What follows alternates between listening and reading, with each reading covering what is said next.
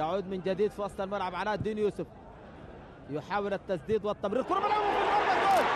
هدف رائع جدا من سانيه، هدف خاطف من سانيه جميل، ويعني سيطر على الكرة ولم يعني وصف الهدف. يعني أنتم شاهدتم تلك اللقطة الجميلة لهذا اللاعب، وضع الكرة ومباشرة خلفية في المرمى. هدف أول لصالح فريق الهلال في الدقيقة 18. دقيقة 18 ثانية يضع الكرة في الشباك، يسجل الهدف الأول في هذه المباراة، والهدف رقم 7 له في منافسة دوري هذا الموسم. كرة مقطوعة من كانجا محاولة مراوغة وتدخل دفاعي وتمرير كرة في الجهة اليسرى. الطاهر حماد يسدد، جول. هدف ثاني، الهدف الثاني لصالح فريق الهلال من الطاهر حماد. لم يتوانى ولم يضيع فرصة التمريرة اللي جاته من كانجا، وسدد بيسراه شمال حارس المرمى أنور الطاهر.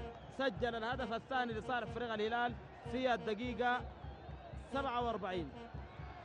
طاهر حماد يسجل الهدف الثاني لفريق الهلال بتسديدة يسارية مرت شمال حارس المرمى أنور الطاهر، وتحولت للشباك. هدف ثاني لفريق الهلال في هذه المباراة. الهلال يتقدم على الرابطة بهدفين دون مقابل مع اقترابنا من نهاية شوط اللعب الأول من مباراة الأسبوع 18 لمنافسة الدوري. سادومبا يلعب داخل منطقة الجزاء، ومرت كرة ركلة جزاء لصالح فريق الهلال، وبطاقة صفراء وركلة جزاء لصالح فريق الهلال.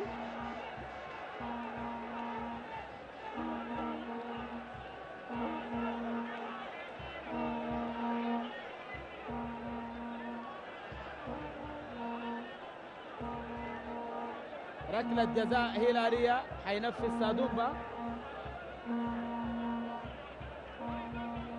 سنشاهد في عادة اللقطة كيف كانت ركلة الجزاء،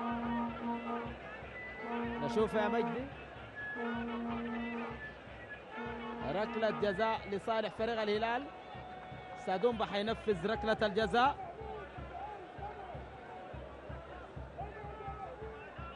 إدوارد سادومبا ينفذ ركلة الجزاء، وأنور الطاهر في المرمى.